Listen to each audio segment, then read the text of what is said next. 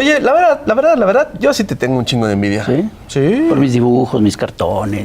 También, pero sobre todo por tu cabello lacio y de buena caída. ¿Eh?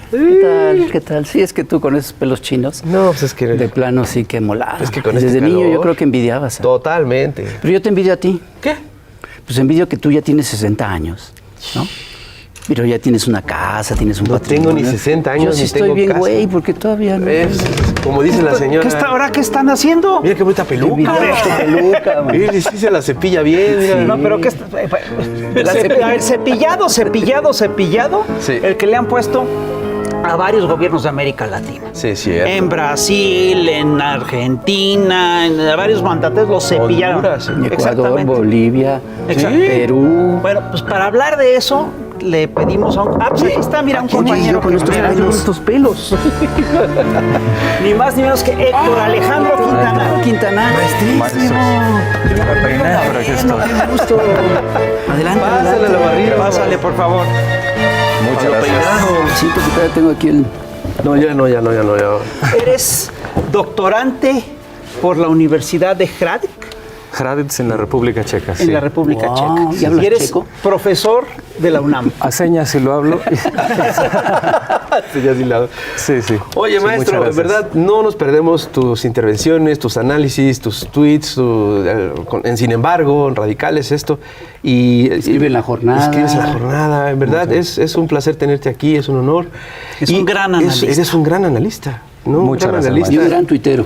Sí, como no, pero muy puntual y muy estricto, muy perfecto con tus palabras, tus textos.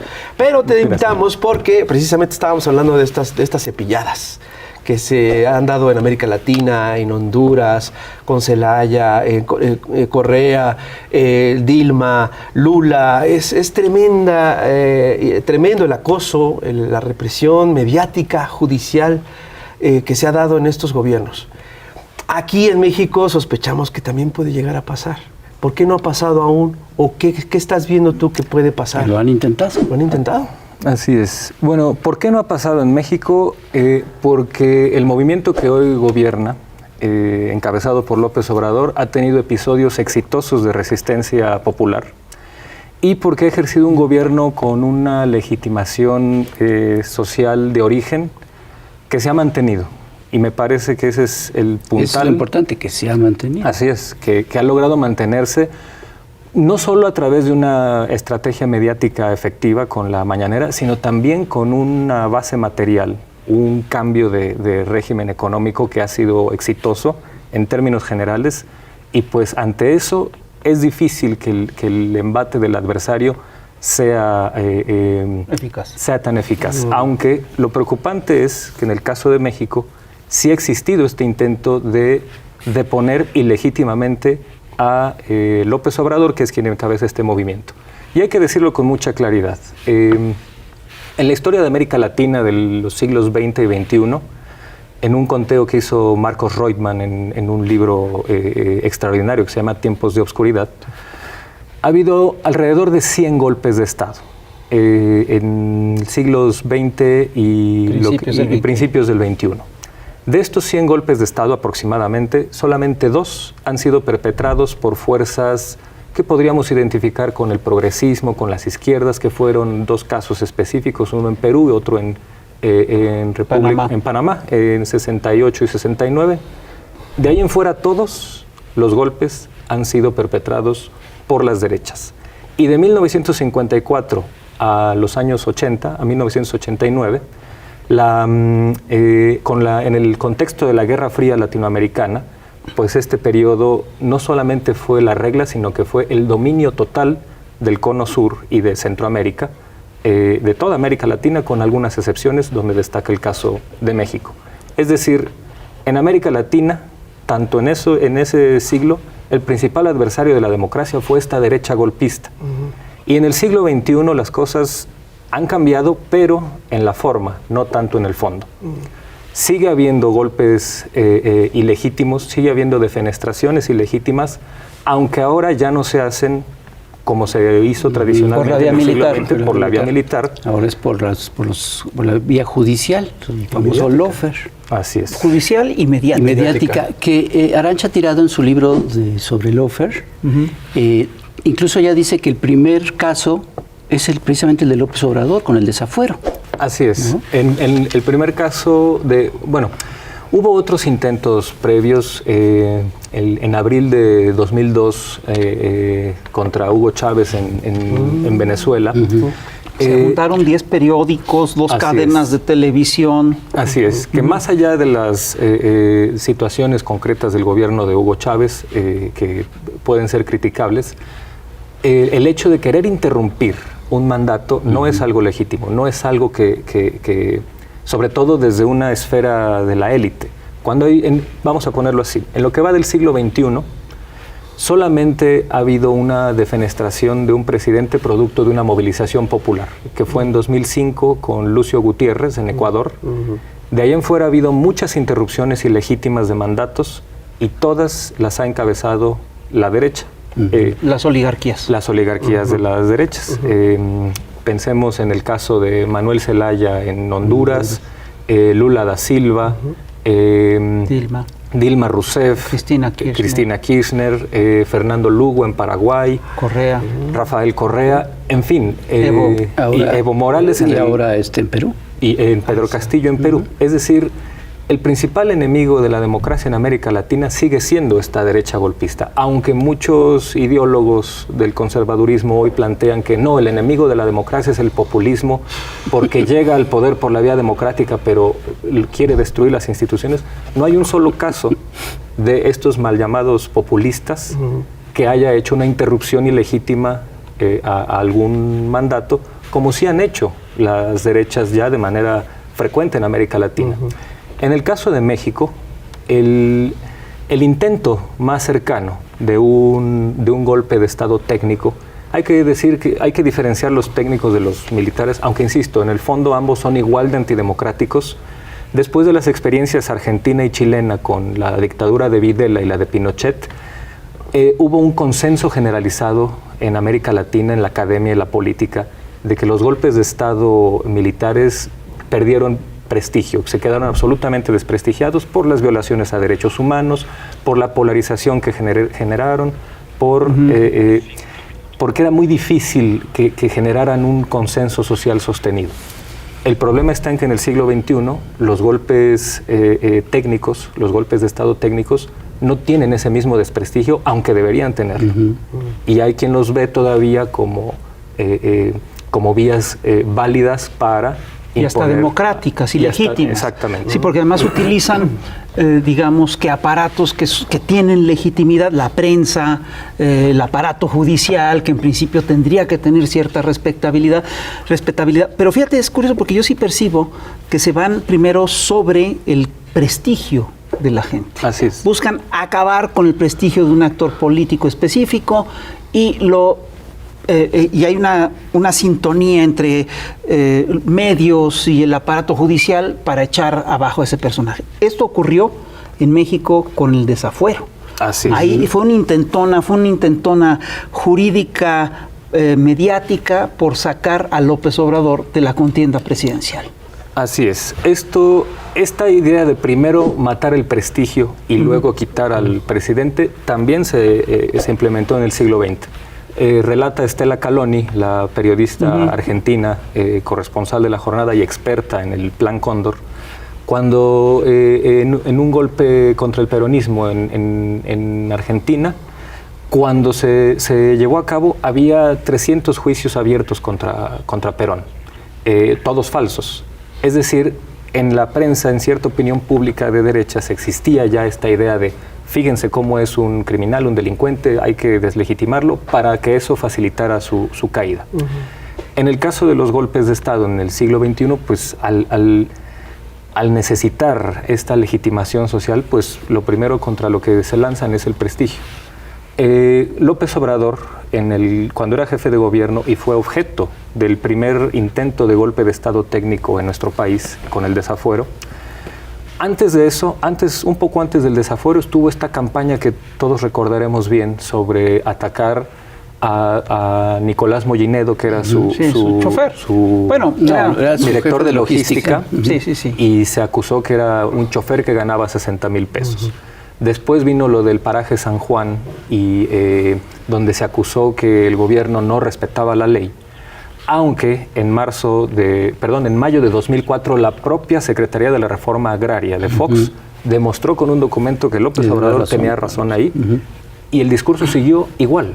No hubo ningún cambio a pesar de la evidencia, y eso fue un intento para planear, para pavimentar el suelo al desafuero. Bueno, luego vinieron los videoescándalos. Sí, bueno, y ese fue un golpe tremendo porque ahí, digamos, sí había ciertos elementos de parte del gobierno del Distrito Federal para acusar de X o Y, y entonces, pues, pero a pesar de eso, vino después esta acusación absolutamente infundada del desafuero y se convirtió en el primer intento de golpe de Estado técnico en México.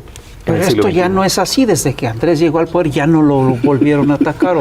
No, yo creo que hoy, 2024, seguimos viviendo la resaca del desafuero.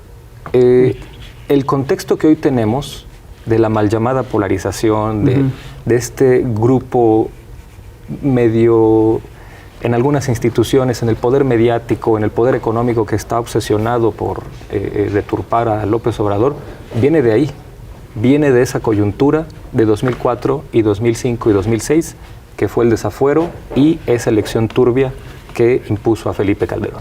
Algo que también tenemos que interrumpir es este programa, porque vamos a ver a la chamuca Cintia Bolio y nos vamos a un corte y regresamos. No se vayan, no te vayas, maestro. Ya, ahorita regresamos.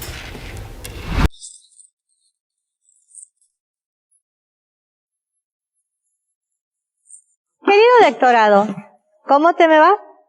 Te cuento que abril es el mes de la niñez, dedicando una fecha especial a esta etapa que es de la mayor importancia en la vida humana, y sin embargo, en nuestro país se sigue normalizando ese horror llamado matrimonio infantil contra las niñas. Según la UNICEF, el matrimonio infantil se define como la unión formal o forzada en la que una de las personas es menor de edad. Por una de esas extrañísimas coincidencias, resulta que el 99.9% de personas afectadas con este ahora delito son las niñas, es decir, las nacidas mujeres.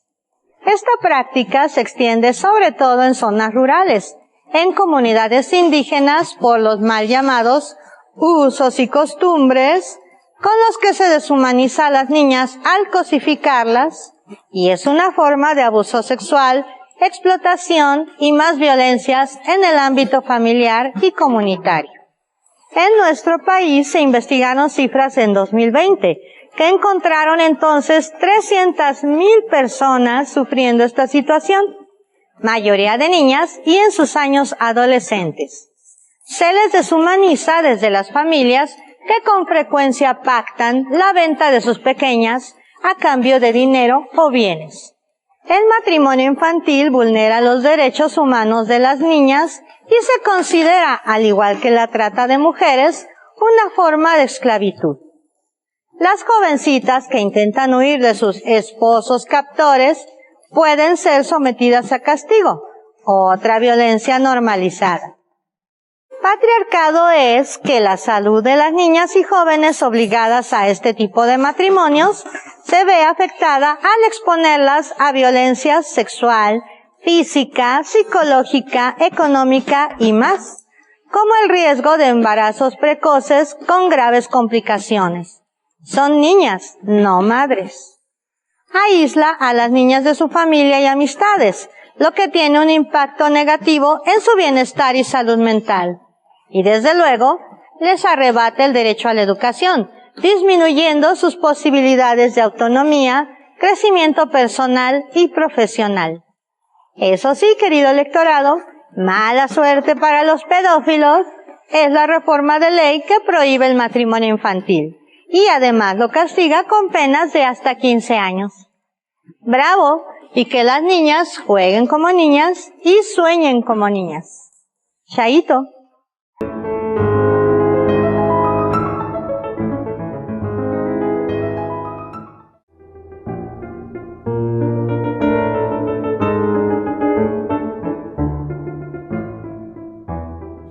Y seguimos aquí en el Averno hablando ni más ni menos con Héctor Alejandro Quintanar, que ha hecho un seguimiento muy puntual de lo que son los golpes blandos en América Latina y en concreto en México. Tú estabas hablando de que el desafuero fue efectivamente el primer intento de golpe técnico en contra de un actor relevante en América Latina. Y luego siguieron otros golpes así en América Latina, algunos muy violentos, muy exitosos para quien los perpetraba. Pero yo sí te quiero preguntar, ¿sí ha habido una embestida mediática, jurídica, constante contra López Obrador en lo que va del sexenio? Sí, sin duda, aunque no ha tenido el éxito que sí tuvo relativamente el desafuero. Yo quiero ponerlo más o menos así.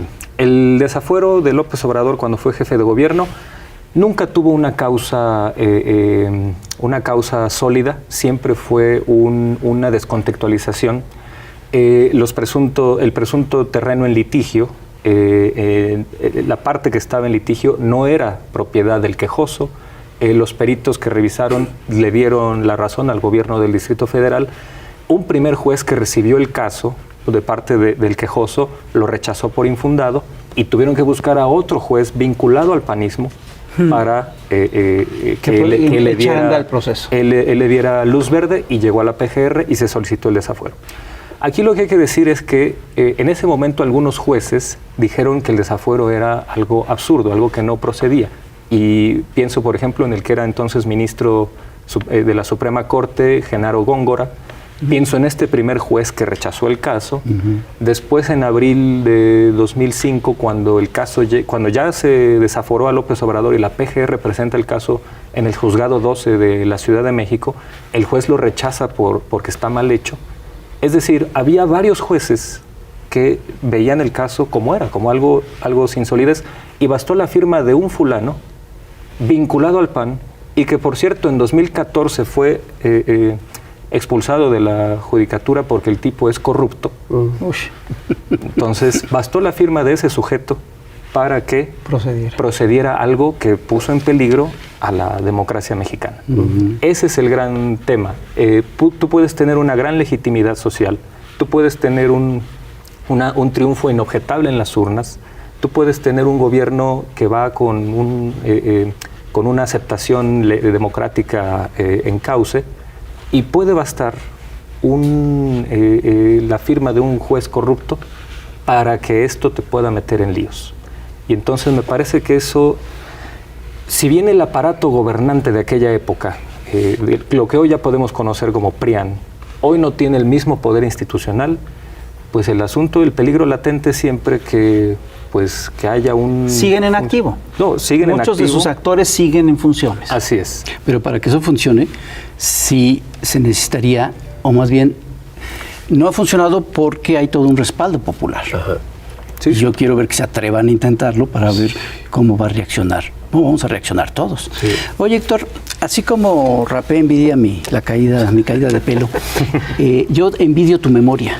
Sí, es impresionante. Y yo he visto que tienes como muy bien ubicados casi todos los intentos de desprestigiar a no solo el gobierno de López Obrador en estos 6 años, sino a López Obrador a lo largo de varias décadas ya, ¿no? Así como que tienes muy claro quién dijo qué cosa en qué momento, cuándo han tratado de desprestigiarlo, cuánto han mentido en todos estos intentos. Yo creo que si nos dijeras todos, nos estamos aquí 3 horas platicando o escuchándote, pero se podría hacer como que un recuento más o menos breve de todos estos intentos. Bueno, muchas gracias.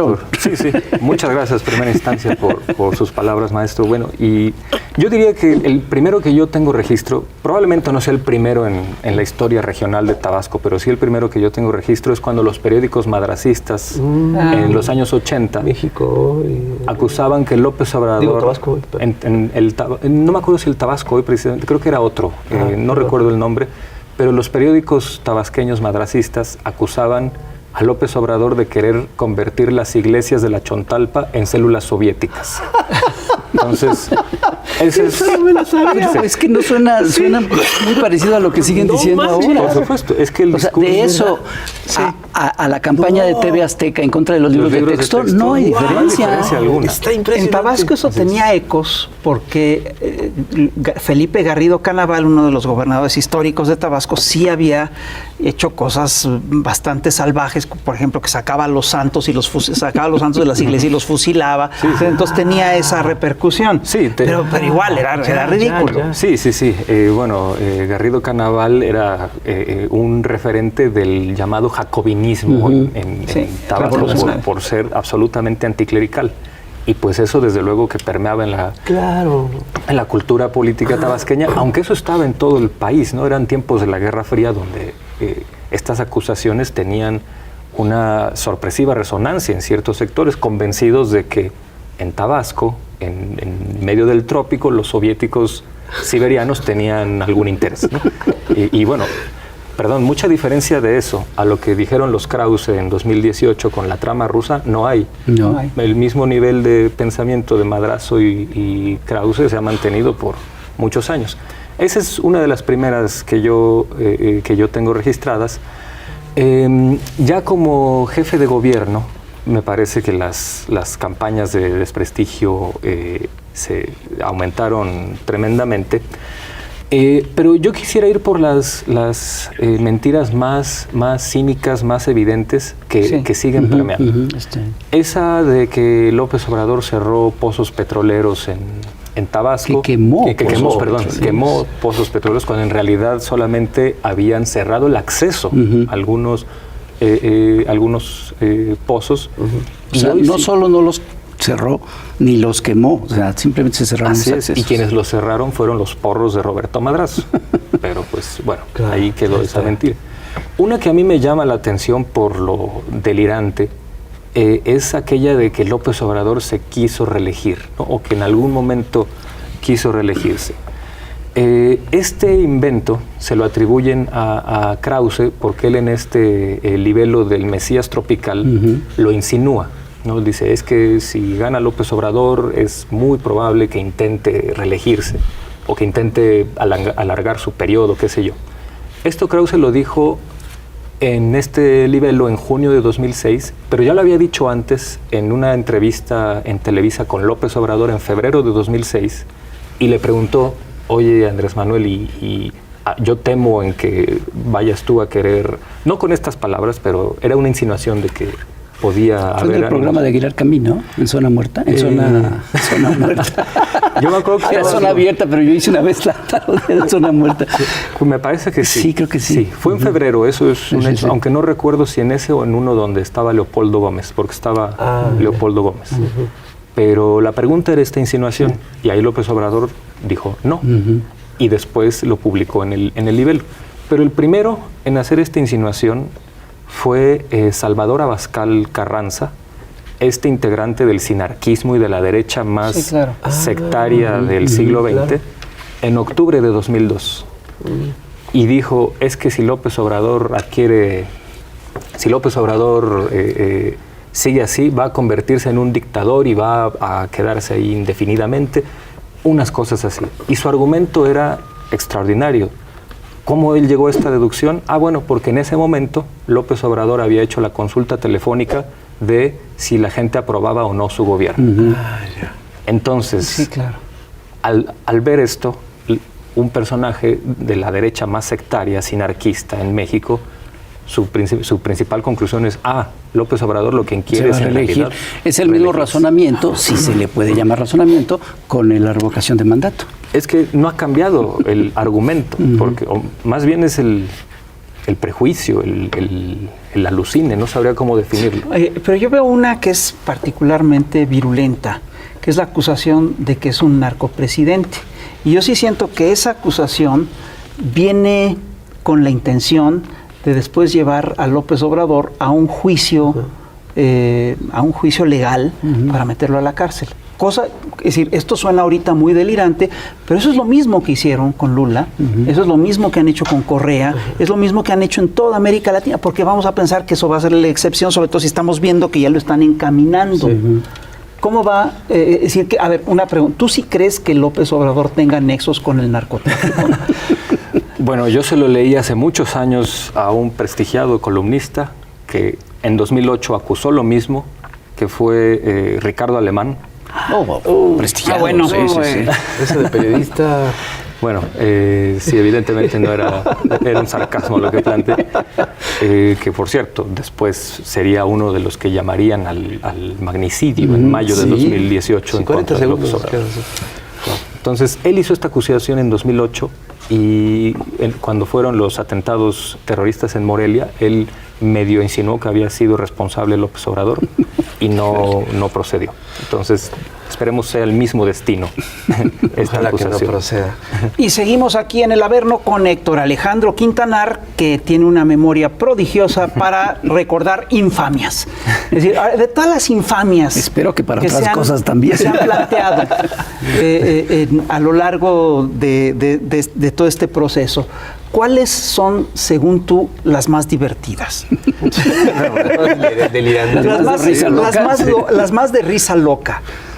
Bueno. Y las más peligrosas. Y las más peligrosas, sí. Bueno, es una pregunta muy complicada porque ha habido tantas que ya uno muchas son de risa loca. Bueno, y se van volviendo cada vez más de risa loca, ¿no? Sí, porque hay quien no las desecha, exacto, aunque la evidencia ya las haya desmentido. Sí, pero esto tiene que ver con una lógica muy peculiar de las mentiras, que mientras más aberrantes son, más rápido corren.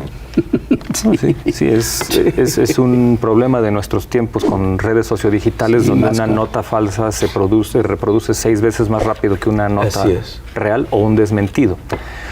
Pues a mí me parece, por ejemplo, cómica la de que López Obrador no se tituló o que su tesis está puesta en duda, porque la tesis no solamente está en el archivo de la UNAM abierto al público desde hace décadas, sino que está como publicada como libro desde hace 40 años, ¿no? Y aún así hay quien dice en periódicos nacionales que hay que ponerlo en duda. Lo de la Casa de la Toscana, que en algún momento Pedro Ferriz llegó a publicar. Hay unas que no se les puede atribuir un emisario preciso, pero podemos responsabilizar al gobierno de Fox y Calderón de hacerlas, porque se enviaban desde la Secretaría de Gobernación, sí, tanto de Fox como de Calderón. Jaime Avilés en 2007 alguna vez denunció que el responsable de esta área, que mandaba correos apócrifos en contra de López Obrador, era Abraham González Ulleda. Y las cosas que mandaban ahí, como eran apócrifas, como no tenían emisor, pues eran absolutamente pasquines delirantes.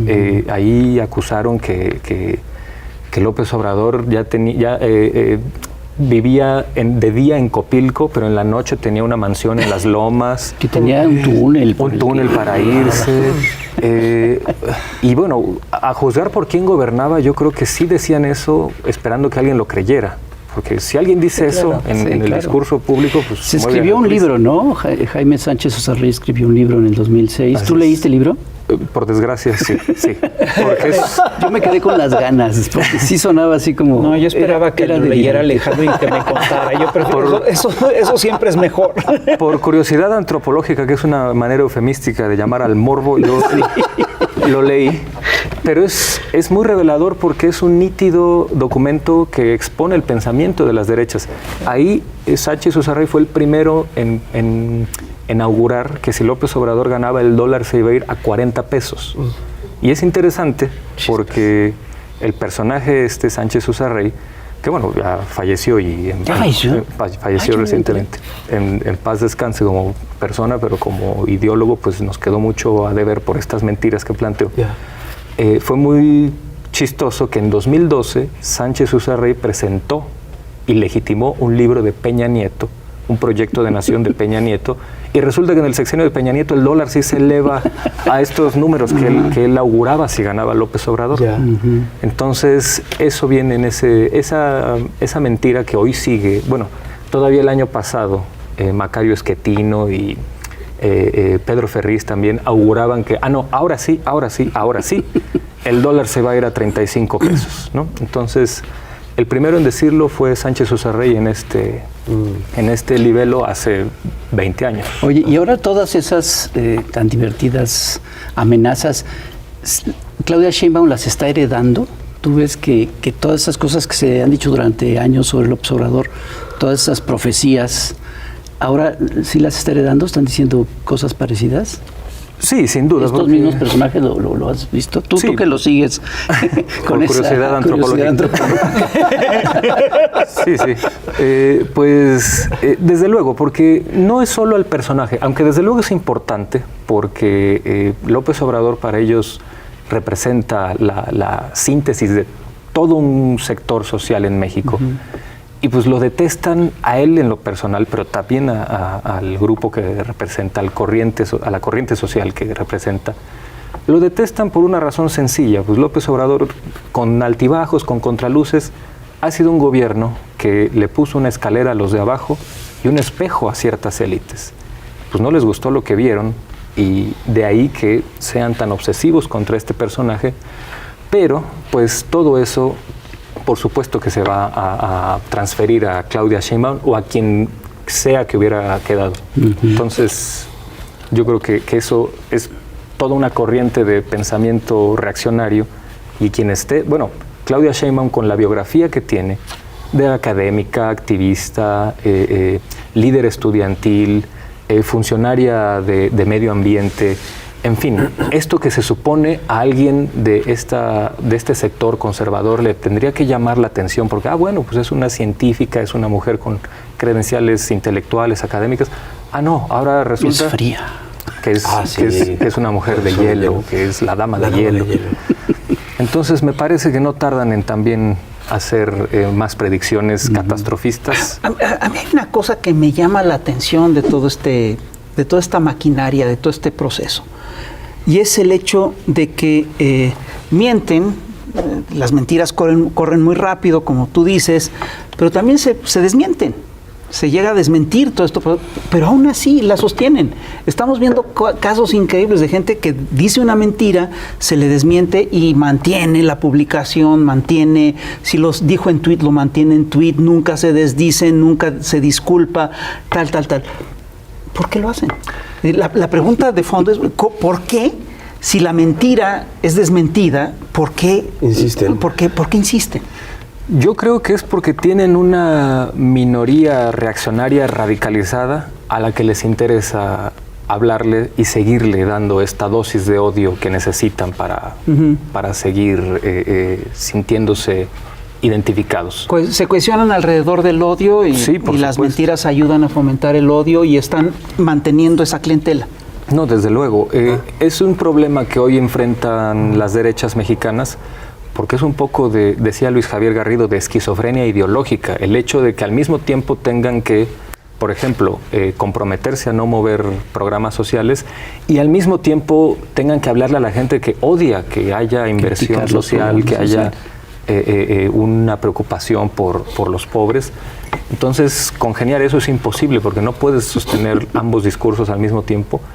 Y pues ese intento, que a todas luces tiene que ser fallido, pues es lo que los tiene en esta lona de la cual no pueden salir, porque pues cuando han labrado una postura política a través de menospreciar y odiar al adversario, si fueran diferencias legítimas de proyecto de país, de ideas, sería muy saludable para la democracia. Pero en realidad se obsesionaron con un personaje y el movimiento que ha construido, pues con base en más prejuicios y mitos que en realidades. Siempre han dicho lo que López Obrador va a hacer, lo que Claudia Sheinbaum va a hacer, y nunca se han asomado a ver lo que realmente han hecho, ¿no? Entonces, poner los prejuicios por delante lleva a que de pronto digan, como dijo Germán Martínez hace muchos años, López Obrador no se ha titulado, le vamos a poner una denuncia por usurpación de funciones, y al día siguiente él tuvo al menos la decencia de reconocer en público, en el mismo programa, que se había equivocado. Dijo, no, la UNAM ya dijo que sí se tituló, le creo, y ahí queda. El problema no está ahí en el emisor, el problema es que esa mentira se queda, aunque haya un desmentido. Sí, lo mismo con lo de los pozos, lo mismo con lo de los hijos de López Obrador, aunque se muestre... El otro día me dijeron que el plantón de reforma había durado meses. 6 meses. Además así. va cambiando conforme el enemigo coyuntural del momento. En aquellos años se decía que el financiero del plantón de reforma era el SME, el Sindicato Mexicano de Electricistas. Ahora es el narco. Ahora es el narco. Ajá. Si de pronto vuelve a salir el tema de Rusia y Ucrania en la agenda mexicana, va a ser Putin. Entonces, el plantón que duró años. Exactamente. Es que alimentan sus propios prejuicios. Es como el chiste del señor que le dicen que es mentira. Dice, ¿cómo va a ser mentira si es exactamente lo que yo pienso? Sí, claro. ¿No? Sí. Oye, Héctor, tú al principio del programa hablaste de la mal llamada polarización. Yo oigo que mucha gente habla de eso, de la polarización. Tú dices que es mal llamada. ¿Por qué?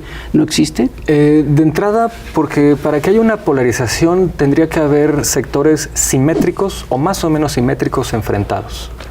Y en el México no es el caso. Claro. Hay una aprobación política mayoritaria a favor de López Obrador.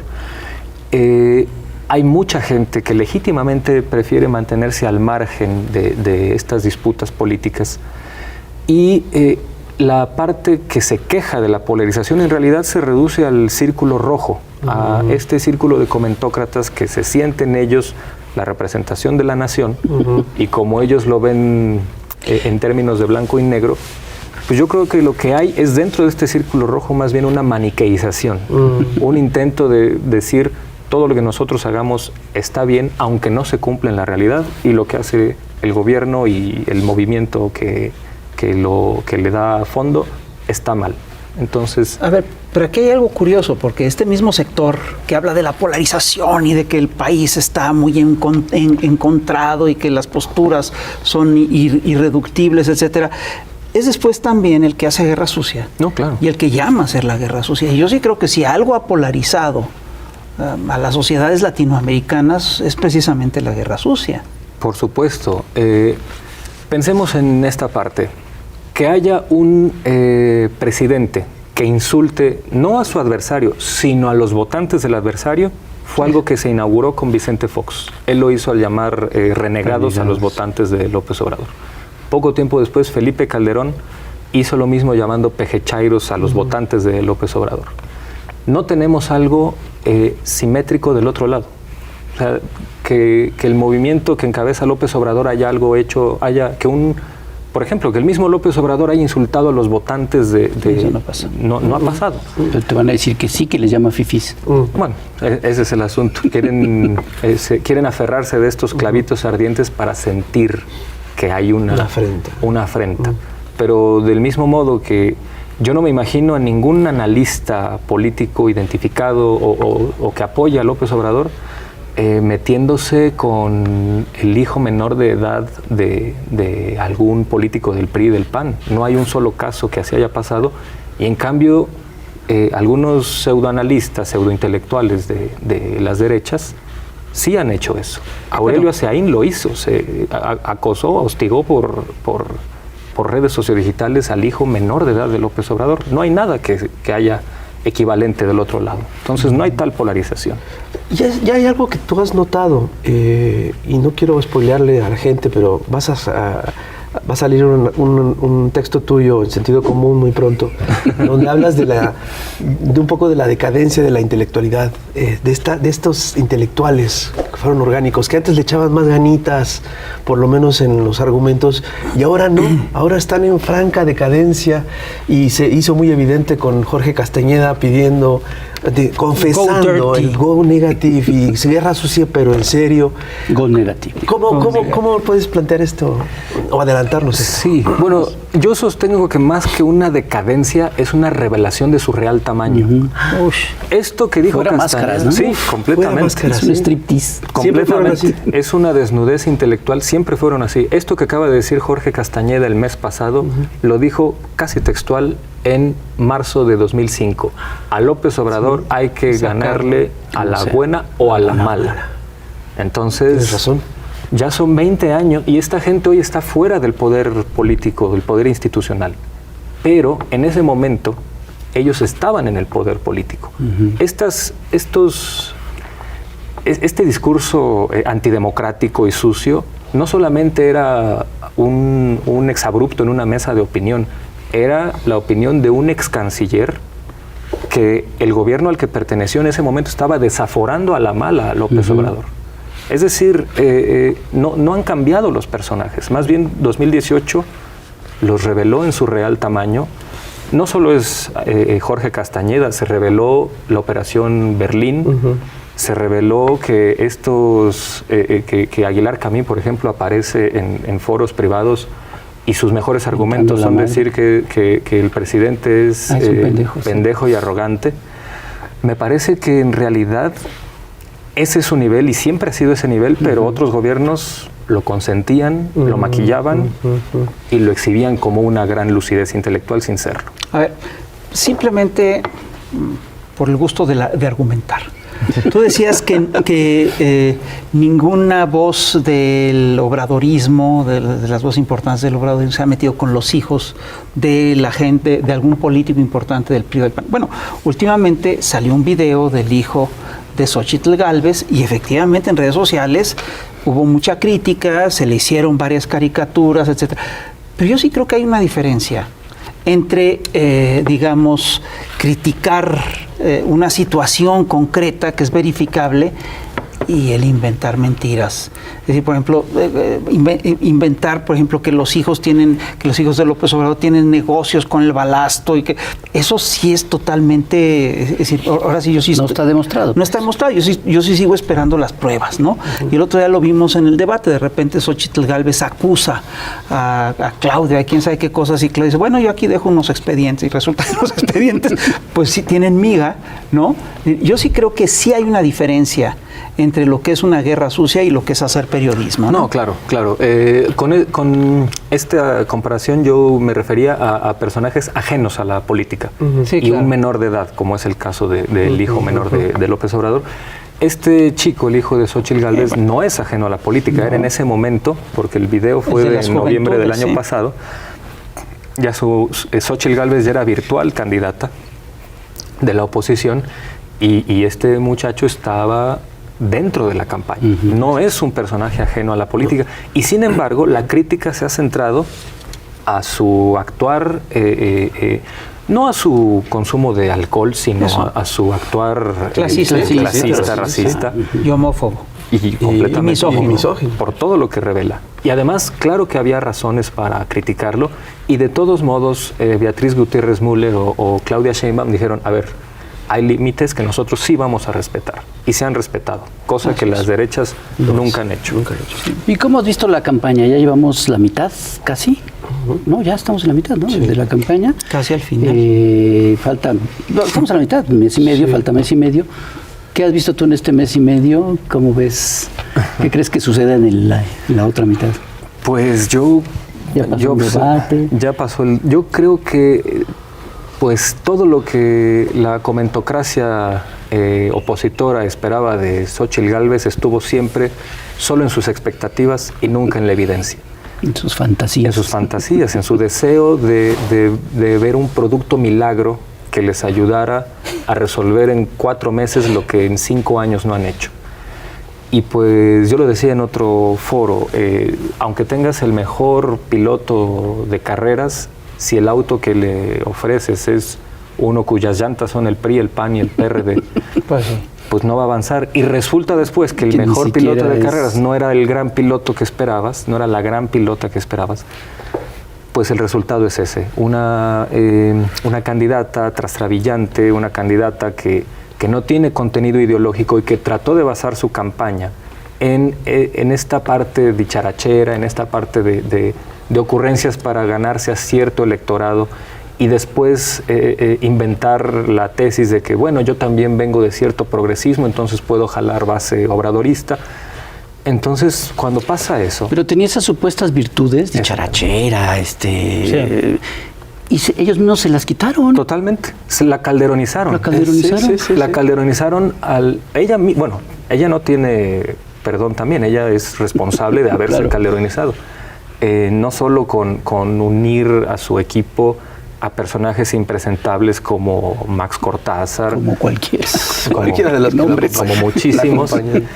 Sino que ella dejó de lado esto que pudo haberle granjeado un poco de simpatías, y pues se calderonizó completamente. No solo por reivindicar cierto proyecto que viene desde esos años del calderonismo, sino también pues hablando sobre la seguridad pública en los términos de aquella época, y también con esta idea de voy a hacer campaña sucia.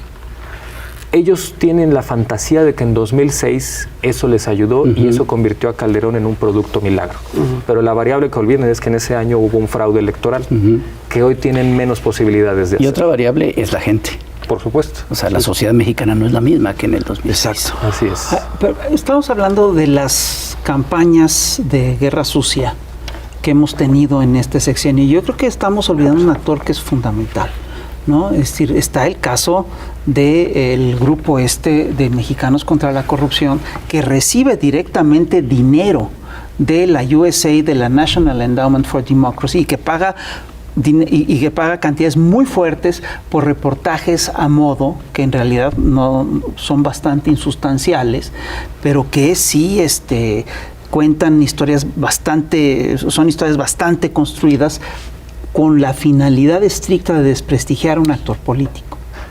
Sí, no es casual que a partir de 2018, tras el sacudimiento electoral inédito, sin precedentes en México, que fue la victoria de López Obrador con 30 millones de votos, los partidos de la oposición hayan quedado pues noqueados, ¿no? No enterrados políticamente, pero sí noqueados.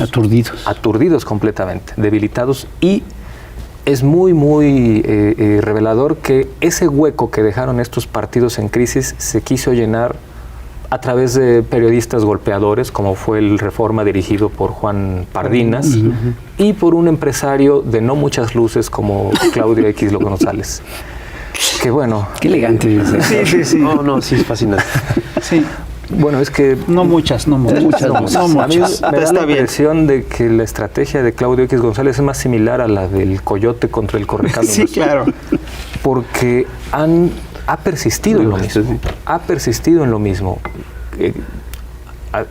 Usar notas falsas, gritar corrupción sin documentarla, y pues hacer un llamado a que los partidos debilitados se unan para ver si uniendo desprestigios se logra cierto prestigio, cuando quizá hubiera sido más fácil para estos partidos procesar por sí mismos sus negativos sin unirse y pensar en mediano plazo o a largo plazo para construir una mejor oposición.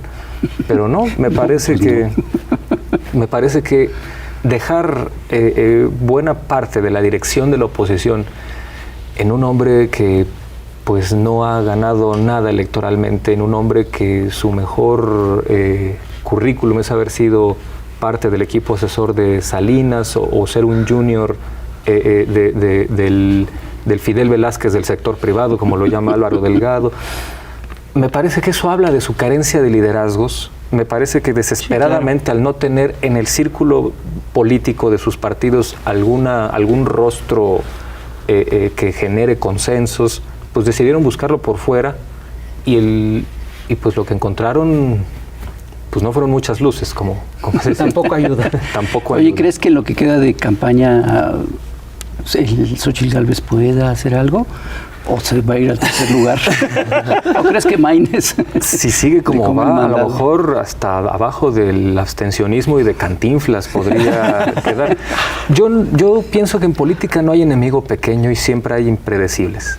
Pero tampoco se vale con esta tesis desdeñar las inercias y las tendencias y los números. Claro. Me parece que hoy tenemos muchas posibilidades de que Claudia Sheinbaum gane, sin importar lo que pueda hacer Xóchitl en campaña. Lo que ocurre es que las campañas no son el partido de fútbol que hay que ganar. Me parece que las campañas son apenas un eslabón de un partido de fútbol más grande que el movimiento que representa hoy Claudia Sheinbaum tiene ganado desde hace tiempo, con la popularidad del presidente, con la trayectoria de ella como gobernante en Ciudad de México y Tlalpan, con la aceptación que tiene este movimiento en general desde el primer día de gobierno hasta hoy. Enfrentar eso no es enfrentar una cancha dispareja, es más bien que la oposición no ha tenido el equipo el equipo suficiente para hacerle frente a un equipo que es simplemente en este momento mucho más fuerte que ellos. Por eso han decidido echarle la culpa a la cancha, echarle la culpa al árbitro.